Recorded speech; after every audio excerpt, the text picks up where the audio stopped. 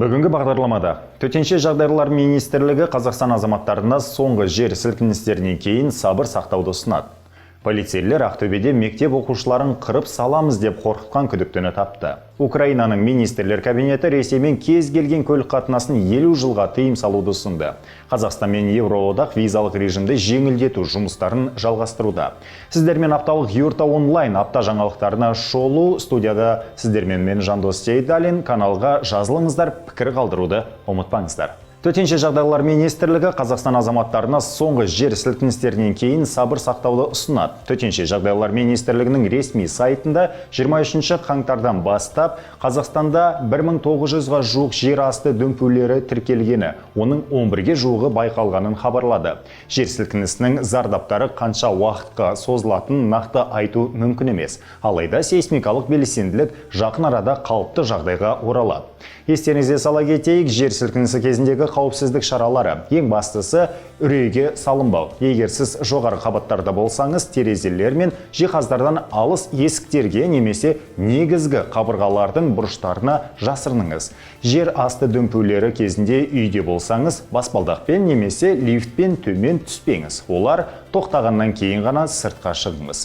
Жедел чемоданыңызға әрқашан құжаттар, су, фонарь, дәрі-дәрмек және жылы киімдер болсын. Сондай-ақ Қазақстан Республикасы сейсмология институтының сайтында тіркелген жер сілкіністері, олардың орны, уақыты, магнитудасы туралы ақпаратты әрқашан таба аласыз. Полицейлер Ақтөбеде мектеп оқушыларын қырып саламыз деп қорқытқан күдіктіні тапты. 26 қаңтарда Ақтөбенің соңы телеграм арнасын ашқан белгісіз біреулер қала мектептерінде жаппай атыс жасаймыз деп қорқытып, 20-дан астам адам бар. Олар бұған 1 жылдан бері дайындалып жатырмыз және полиция бізді таба алмайды деп қорқытқан.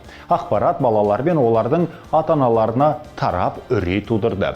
Уәде етілген күні сабаққа оқушылардың 15% ғана келді деп хабарлайды білім басқармасы. Полицейлердің сөздерімен қорқынышқа бой алдырмауды өтінгеніне қарамастан ата-аналардың көпшілігі балаларын сабаққа жіберуге қорықты. 1-2 күннен кейін құқық қорғау органдары қоқан-лоққы жасаған күдіктіні тапты. Бұл қазір Қазақстанда емес, көрші елдердің бірінде жүрген 18 жастағы жасөспірім болып шықты.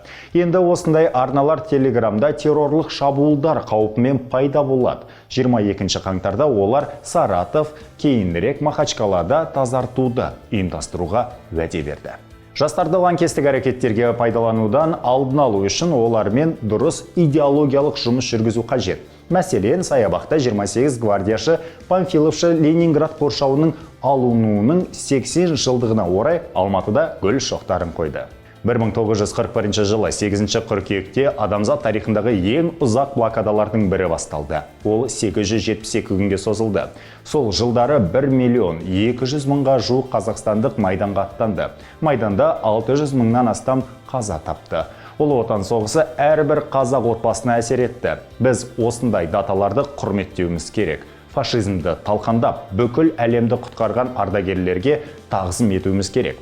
Жастар мұндай даталарды біліп, мақтан тұтуы керек. 500 қазақстандық Кеңес одағының батыры атанды. 4-еуі 2 рет батыр атағын алды деп еске салды ауған соғыс ардагерлері мен мүгедектері қоғамдық бірлестіктері кеңесінің төрағасы Мұрат Абдушкуров. Қазақстан мен Евроодақ визалық режимді жеңілдету жұмыстарын жалғастыруда. Қазақстан Республикасы Сыртқы істер министрлігінің орынбасары Әлібек Бақаев Еуропалық одақ делегациясының басшысы Кестутис Янкаускаспен кездесті. Бұл осы мәселе бойынша консультациялардың екінші отырысы. Олар мұны өткен жылдың көктемінде талқылай бастады. Жеңілдетудің бірінші шараларына өтініштерді қарау уақытын қысқарту, көп мәртелік визалардың жарамдылық мерзімін арттыру, құжаттардың бірыңғай тізбесі, консулдық алымдардың құнын төмендету кіреді. Мәжіліс Қазақстанда электронды темекіге толық тыйым салу туралы заң қабылдады. Импорттау, сату және тарату үшін қылмыстық жауапкершілік енгізіледі. Ірі көлемдегі электронды темекінің саудасы үшін ең жоғары жаза 5 жыл бас бостандығынан айыру.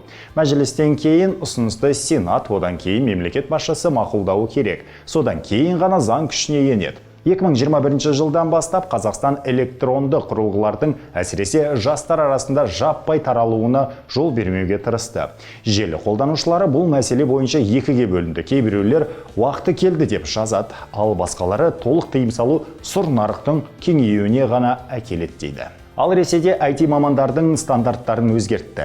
Федералдық стандарттарға енді 30 метр және 1 километрге жүгіру, сондай-ақ иілу және іс жаттығулар кіреді. Олар спорттық бағдарламалау пәні бойынша оқу бағдарламасын осылай көреді. Кейбір спортқа қойылатын жалғыз талаптар пернетақтадан теру жылдамдығы, темекі шегу мүмкіндігі, оның ішінде электронды ресейлік IT мамандарына арналған жаңа стандарттарға кірмейді. Украинаның министрлер кабинеті Ресеймен кез келген көлік қатынасына 50 жылға тыйым салуды ұсынды. Бұйрық мәтінінде барлық көлік құралдарының әуе, темір жол, теңіз және автомобиль жолдарының қозғалысына тыйым салу айтылған. Министрлер кабинеті сондай-ақ Еуропалық одақ елдерін, ақш, Канада, Ұлыбритания және кейбір басқа елдерді Ресейге қатысты осындай шараларды енгізуге шақырады. Ресей Федерациясының билігі бұл шешімді заңсыз деп санайды. Өз кезегінде Еуропалық одақ Еуропа мен Азия арасындағы көлік арнасын құру үшін 10 миллиард долларға дейін тартуды көздеп отыр. Еурокомиссияның мәліметінше, Украинада соғыс қимылдары басталғаннан кейін Ресей аумағынан өтпейтін баламалы сауда жолдарын жедел іздеу қажеттілігі туындады.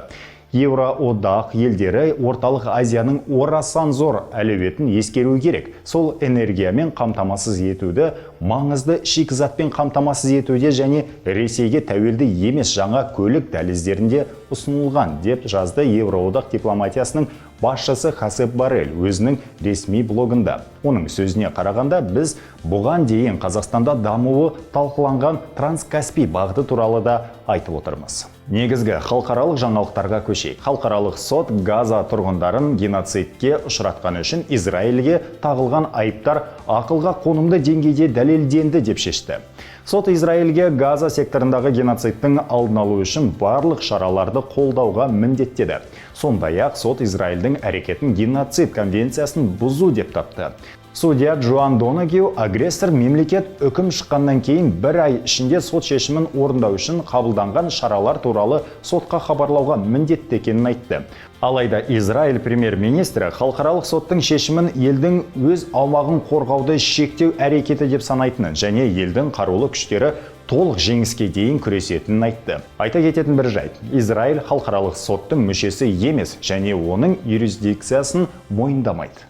ақш-тың 50 штатының 25-і заңсыз мигранттармен күресте Техасты қолдап, федералды үкіметке қарсы шықты. Шекараны заңсыз кесіп өту мәселесі бұрыннан бір мәселе. Өткен жылдың желтоқсан айында ғана мигранттардың саны 300 мың адамнан асты. Техас губернаторы Грег Эббот жергілікті билікке заңсыз мигранттарды қамауға алуға рұқсат берді. Сонымен қатар Мексика мен Техастың бүкіл шекарасына тікенек сым дуал салуды бұйырды. Жоғарғы сот бұл шешімге қарсы шығып, патрульдерге тікенек қоршаудан құтылуға рұқсат берді. Бірақ бұл республикалық губернаторды тоқтатпады және сот аяқталғаннан кейін қабырға қайтадан тұрғызылды. Дональд Трамп та жағдай туралы айтып, америкалық тұрғындарды федералды үкіметке бағынбаған штат жағына шығуға шақырды. Нәтижесінде 25 әкім оны қолдап шықты. Шетелдік бақ пен желі қолданушылары бұл оқиғалардың астарында не жатыр? Кейбіреулер бұл демократтардың дауысын тартуға тырысатын Дональд Трамптың сайлау науқанының бір бөлігі деп санайды. Ал басқалары бұл сұйылтылған газды өндіру мен тасымалдауға мемлекеттік лицензияларды беруден бас тартқан үшін Байденнен кек алу дейді. Демократтар мен консерваторлар арасындағы текетірес тіпті ақш-та жаңа азаматтық соғысқа түрткі болуы мүмкін деген қауесет бар. Бірақ біз өз кезегімізде әлем тыныштығын сақтаймыз. Бәрің аман сау болыңдар. Достар, сіздер Юрта онлайн арнасындасыздар. Өзекті жаңалықтарды жіберіп алмас үшін Юрта онлайн арнасына тіркеліп қойыңыздар.